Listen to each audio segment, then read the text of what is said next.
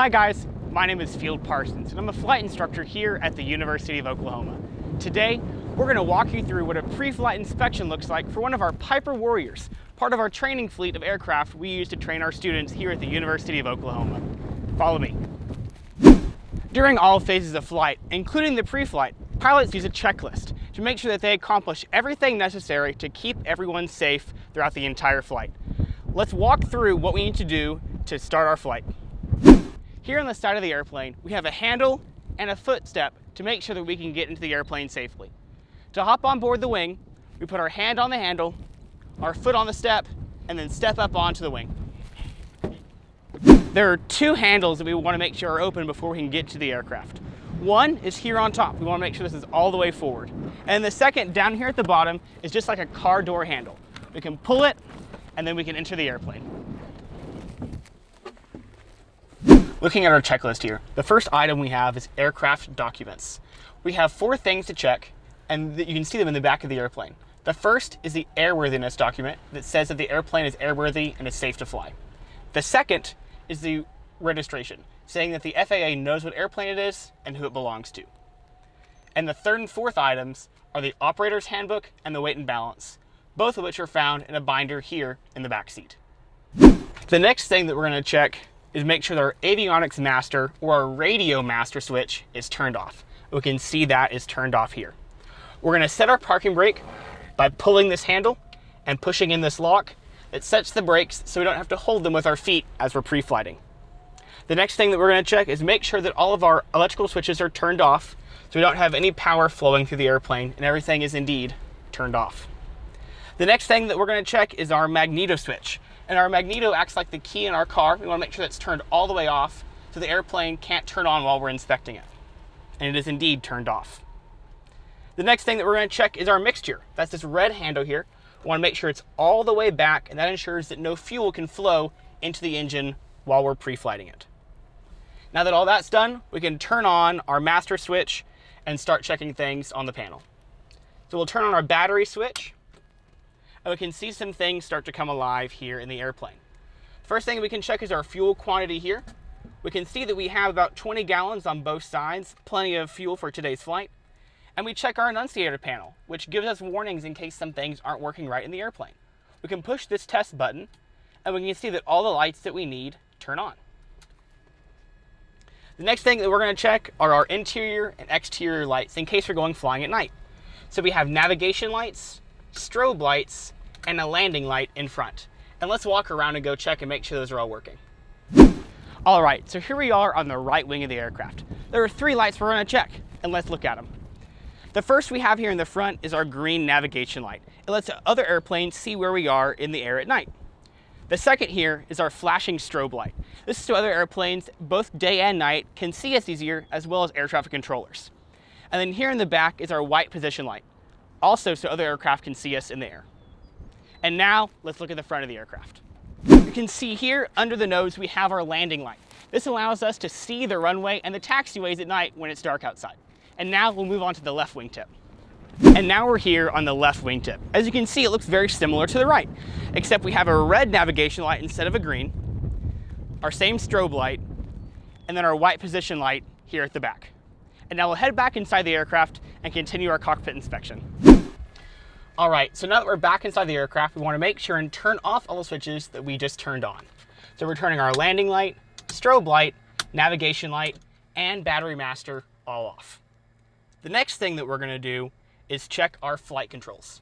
So there are 2 primary flight controls that we check with the yoke, the elevators and the ailerons.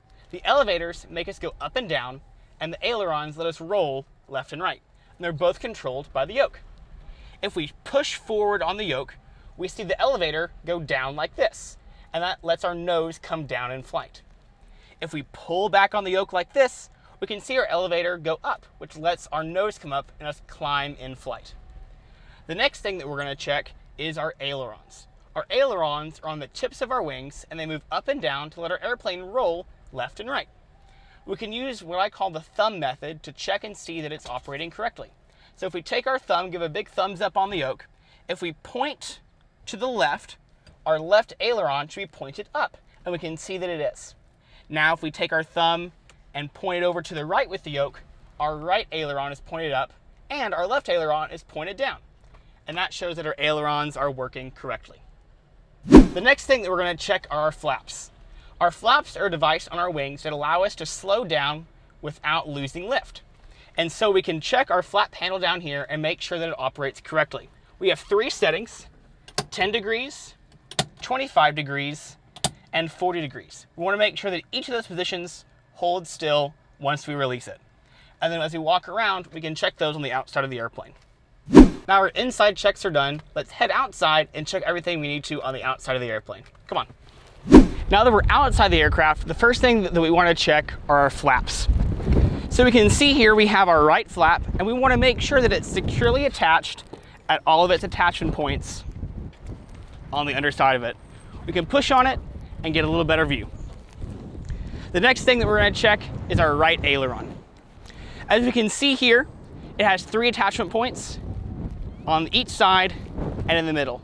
We want to check sure that the screws are tight, as well as our control rod here is correctly installed, which it is.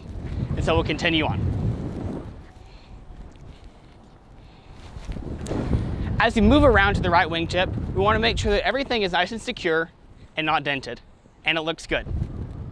Now we're here at the right fuel tank, and we want to check and make sure that there's no water or other debris in the bottom of the tank that wouldn't be good for the engine.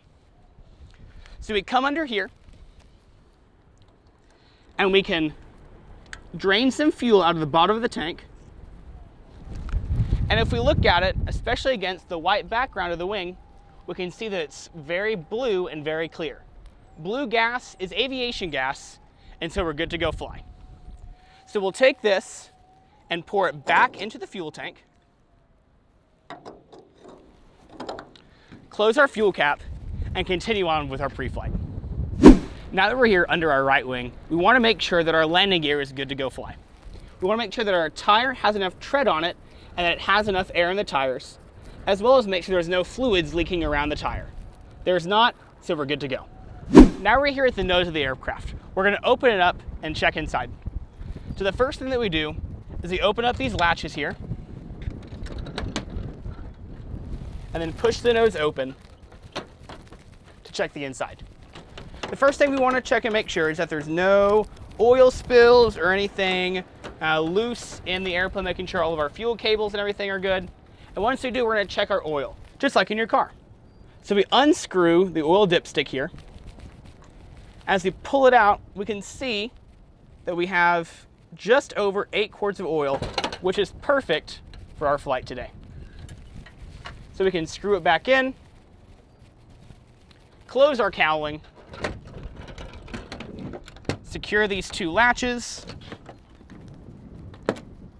and we're good to move on. The next thing that we're going to check is our propeller and our spinner.